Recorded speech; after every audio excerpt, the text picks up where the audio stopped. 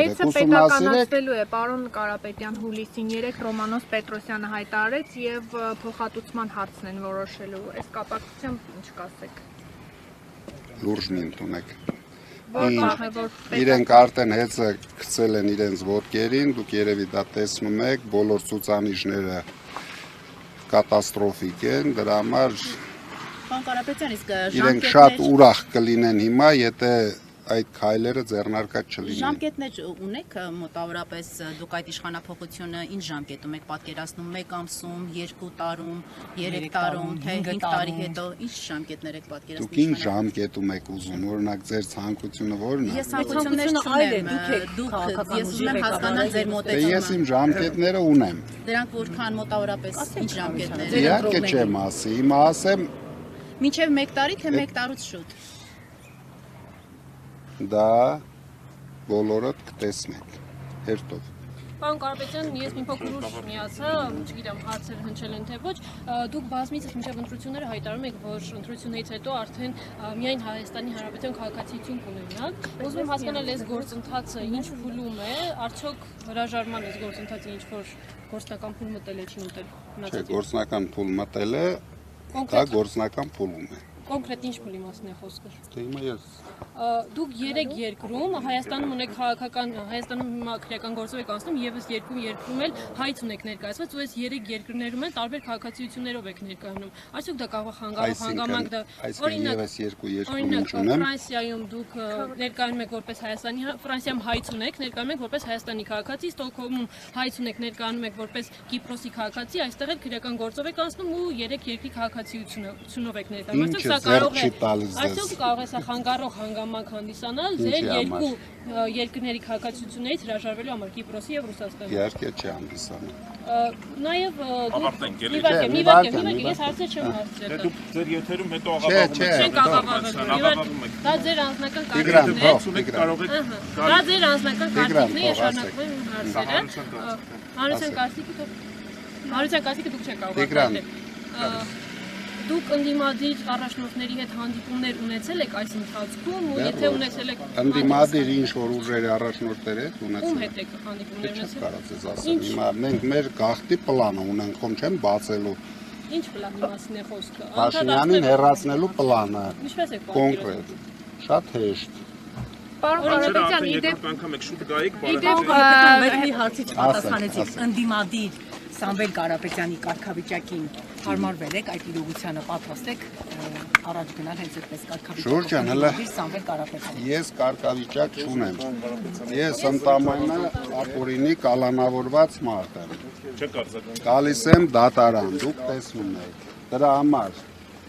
քանի այդ կարգավիճակում եմ, ձեր հետ առիթ ունենում ենք շատ շփվենք։ Դրանից հետո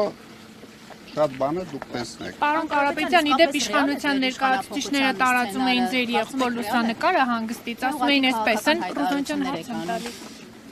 Իմ եղբայրը հիմա հանգստանում է, դա Ասում էին այսպես են իշխանափոխություն իրականացնելու մեկներ եղբայրը են քաղաքական ոչ մի process-ի չի մասնակցել հենց առաջի օրից, ինքը կարող է հանգստանալ, կարող է անհանգստացնել, դրա համար ինքն է որոշում։ Ձեր իշխանափոխության այդ սցենարը, որը դեռ չեք ցանկանում այսպես բարձրաձայնել փակագծեր բացել, ռեալ է թե դուք պարզապես քաղաքական հայտարարություններ եք անում։ Դե իհարկե ռեալ է։ Դրա համար կնայենք, կտեսնենք։ Պարոն Կարապետյան, իսկ ինչպես եք կիսելու ընդդիմության առաջնորդի այս դերը։ Դուք եք լինելու առաջնորդը թե Քոչարյանը։ Քոչարյանը իր դաշինքով ընդդիմության առաջնորդ է, ես մեր դաշինքի ընդդիմության առաջնորդն եմ։ Դրա համար մենք կիսելու ոչ մի բան չունենք։ Այսինքն այդպես եք պատրաստվում գնալ։ Այսինքն երբ որոշենք մտնենք ազգային ժողով, դուք դրա մասին կիմանաք։ Մտնելու եք ազգային ժողով որպես ընդդիմություն։ Դե ես ասեցի, հիմա որոշում չկա, կան հետագա քայլեր, մենք կգնահատենք,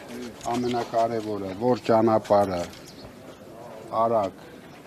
հնարավորություն տվեց արագ հեռացնել Փաշինյանին, մենք այդ ճանապարհը ընտրելու ենք։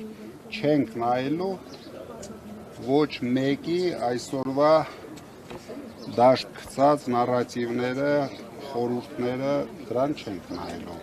մենք ի վիճակի ենք մեր որոշումները կայացնենք։ Դրա համար խորհուրդ եմ տալիս մարդկանց դրա վրա ժամանակ չկորցնել։ Մենք շփվելու ենք մեր ընտրողների հետ, մեր թիմի հետ եւ կայացնելու ենք միակ ճիշտ որոշումը։ Ձեր երկրորդին ասում է, որ դուք այստեղ այս երկրում երկար դեռ պլաններ ունեք, ինչ պլանների մասին է խոսքը։ Դե դուք գիտեք ինչ պլաններ։ Եթե մենք արդեն ունենք կուսակցություն, Փաշինյանին կհեռացնենք, հետո ձևավորենք կառավարություն։ Ընդդիմությունը ասում է, որ միջև վերջ եք հանդիպում կազմակերպեցիք Տաշիր Արենայում, ձեր ընտրողների հետ հանդիպում կազմակերպեցիք, բարձելու համար ի վերջո ինչ են ուզում ձեր ընտրողները, վերցնել մանդատները, թե ոչ։ Ի վերջո նրանց մեսիջը ձեզ որն էր, վերցնել թե ոչ։ Մեսիջը մոտարապես այսպիսին է. 40%-ը դեռ էմոցիաների տակ են, դրանցից ինչ-որ մարդիկ դեռ պրովոկացիաներ են անում, 40% ասում է մի վերցրեք, այո։ Ցանկանում են չվերցնենք, 60%-ը արդեն սկզբում դա հակառակն էր, հիմա արդեն սենց է։ Ասում են վերցրեք մեծամասնությունը մի խոսքով։ Լսելու եք մեծամասնությանը, պարոն Ղարաբաղյան, լսելու եք մեծամասնությանը։ Ինչա՞։ Մեծամասնությանը եք լսելու հանդիպման։ Չէ, Ժորժ ջան, իրենց լսելու ենք, բայց որոշումը մենք կայացնելու ենք, անկախ։ Դրա համար եմ ասում, մարդիկ շատ մեր վրա ժամանակ չպետք է կորցնեն։ Մենք ի վիճակի ենք մեր ճիշտ որոշումը կայացնել։ Իհարկե բոլորը խոսելու իրավունք ունեն, բայց մեր տեղը չունեն։ Մենք ի վիճակի ենք մեր քայլեր անել։ Իրենք մեզ չեն օգնել քայլեր անելու, որ կան հիմա էլ խորհուրդներ կան։ Պարոն կապիտան, ընդդիմությունը ասում է միջև վերջ գնալու է, միջև վերջ ասելով ինչ նկատի ունեն։ Միջև վերջ։ Այսօրվա մինչև վերջը Փաշինյանին հեռացնելն է։ Դրանից հետո կլինեն ուրիշ քայլեր։ Պարոն Ղարաբաղյան, Փաշինյանին հեռացնելու տարբերակի մասին եք խոսում։ Փողոցի ժողովրդի ուժը գեներացնելը նկատի ունեք նաև այստեղ։ Նայեք, եթե մենք պահը գնահատենք, որ դրա անհրաժեշտությունը կա, իհարկե մենք դա կանենք։ Բայց այսօրվա դրությամբ այս երկրում փողոցային միայն Փաշինյանն է։ Դրա համար մենք գնում ենք օրենքով գնացել ենք սահմանադրական դատարան։ Հիմա տեսնենք սահմանադրական դատարանի որոշումը։ Դրանից հետո մեր հաջորդ քայլերը պլանավորել ենք։ Հիմա եթե մենք թեկուզ շատ քիչ, բայց հույս ունենք, որ մեր առաջարկած երկու պայմանը կարող է ընդունվի, ինչի համար նոր քայլեր։ Հիմա միգուցե սահմանադրական դատարանը չեղյալ է համարում ընտրությունները, կամ երկրորդ փուլ են գնում։ Դրա համար նոր